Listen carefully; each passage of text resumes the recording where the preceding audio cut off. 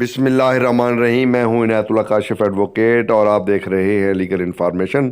سرکاری ملازمین کی تنخواہ اور پینشن میں اضافے کے حوالے سے حکومت اور اساتذہ کے درمیان کیا بنا؟ حکومت اب کیا سوچ رہی ہے اور حکومت کی کیا اسٹریٹجی ہے، اور اساتذہ تنظیمیں اور دیگر جو سرکاری اہلکار ہیں وہ کیا سوچ رہے ہیں؟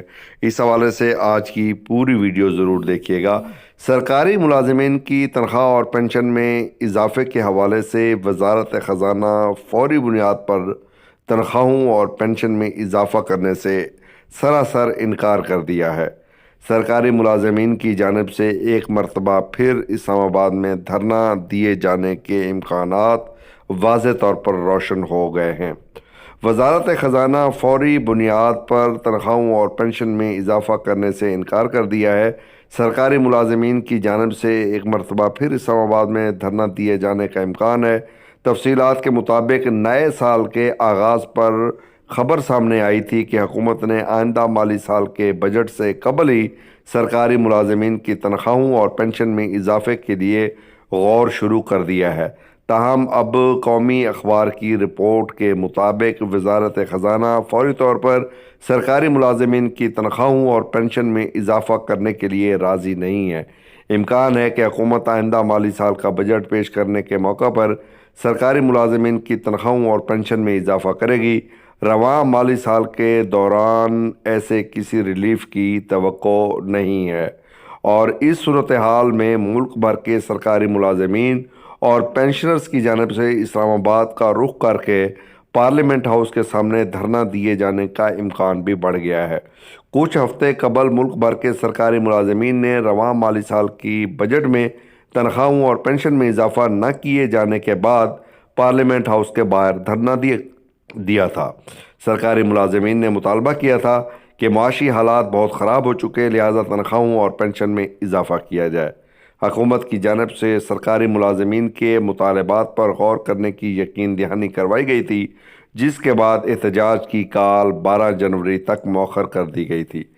ذرائع کی وزارت اس تمام صورتحال میں وزیر داخلہ نے وزیر اعظم کو مشورہ دیا ہے کہ سرکاری ملازمین کو فوری ریلیف دیا جائے، ورنہ ہزاروں کی تعداد میں سرکاری ملازمین اور پینشنرز اسلام آباد کا رخ کر سکتے ہیں، اور حکومت مخالف پی ڈی ایم اس احتجاج کا سیاسی فائدہ اٹھانے کی بھرپور کوشش کرے گی۔ یہ تو تھی حکومت کی بات، اور دوسری طرف ہم نے حکومت کا جو موقف آیا ہے، انہوں نے ایک اور جو خبریں آ رہی ہیں وہ بہت ہی اہم ہیں۔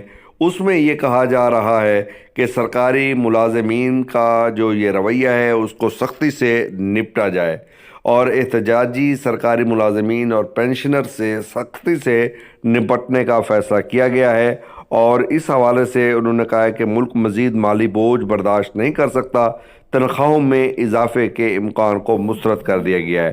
پی ڈی ایم سرکاری ملازمین کو ہائی جیک کر سکتا ہے، مطمئن کرنا لازمی ہے، یہ وزارت داخلہ کہہ رہی ہے۔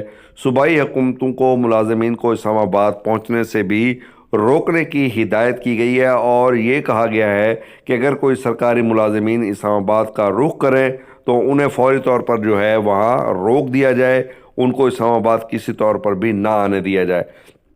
وزارت داخلہ کی رپورٹ میں کہا گیا ہے کہ سرکاری محکموں اور اداروں کی 61 تنظیموں نے دھرنے کی دھمکی دی ہے، جن میں ایپکا ہے، پیپلز یونٹی آف پی آئی اے ہے، یوٹیلیٹی سٹورز کارپوریشن ہے، پیمز ہے، ریڈیو پاکستان ہے، Allama Iqbal university, P T C L, O G D C, اور اسی طرح پینشنرز اور لیبر یونینز شامل ہیں۔ سرکاری ملازمین موجودہ مہنگائی کے پیش نظر تنخواہوں میں 100% اضافے کا مطالبہ کر رہے ہیں۔ اگر ان کا مطالبہ تسلیم کر لیا جائے تو حکومت پر 100 ارب روپے کا اضافی بوجھ پڑے گا، یہ تجزیہ نگار کہہ رہے ہیں۔